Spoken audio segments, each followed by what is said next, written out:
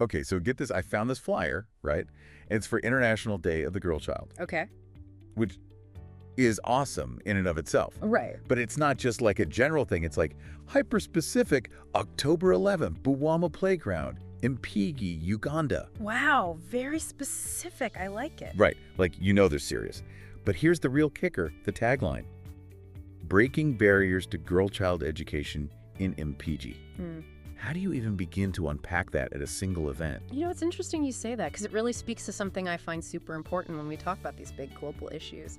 You have to bring it down to a human level. Totally. Focusing on a specific place, a community like Mpigi, suddenly it's not this abstract concept, you know? Yeah, for sure. And it makes you pay attention to the details, like looking at this flyer, free vaccinations, pad-making workshops. I mean, not your average playground fun day, right? Yeah, and that's what I love about this. They're going straight for the root causes. Healthcare access that directly impacts a girl's ability to even attend school regularly. Makes sense. And period poverty, huge reason girls drop out, especially in areas with limited resources for those supplies. It's easy to forget about those everyday realities when we talk about something as broad as education. Exactly. It's not just about having a school to go to. It's all the stuff around it, too. 100%. And look who else they're bringing in.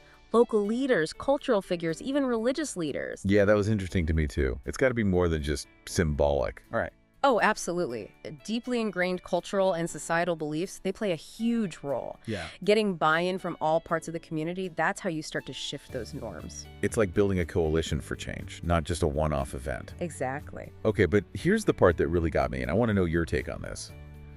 The flyer says you don't have to bring money.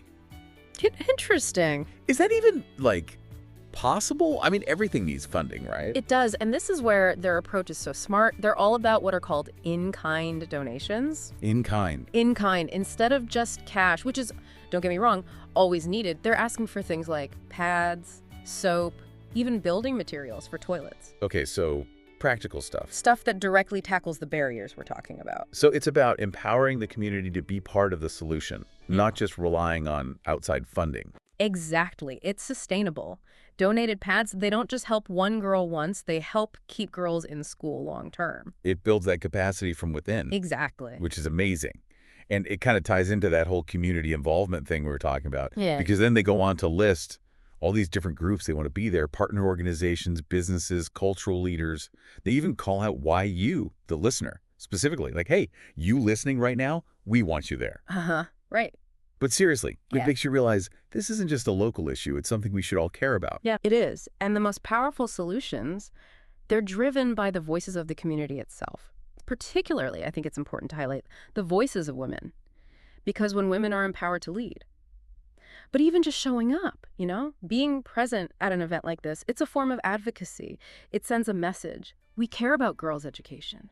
This matters. It's amazing to me how much this one flyer, this one event, reveals about the challenges and the incredible work being done to empower girls, not just in Mpigi, but potentially everywhere, you know?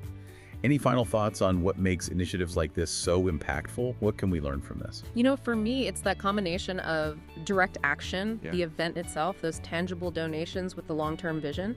Breaking down barriers isn't a one-time thing, it's an ongoing process. It reminds me of something we did in my own community, actually. But you know what? That's a story for another time. Always leaving us wanting more. The question I have for you listening is, how does what's happening in Mpigi resonate with your community? What are those barriers and what small actions, even just showing up somewhere, can you take to make a difference? Such a powerful question to end on. Thanks for taking this deep dive with me. Of course, always a pleasure.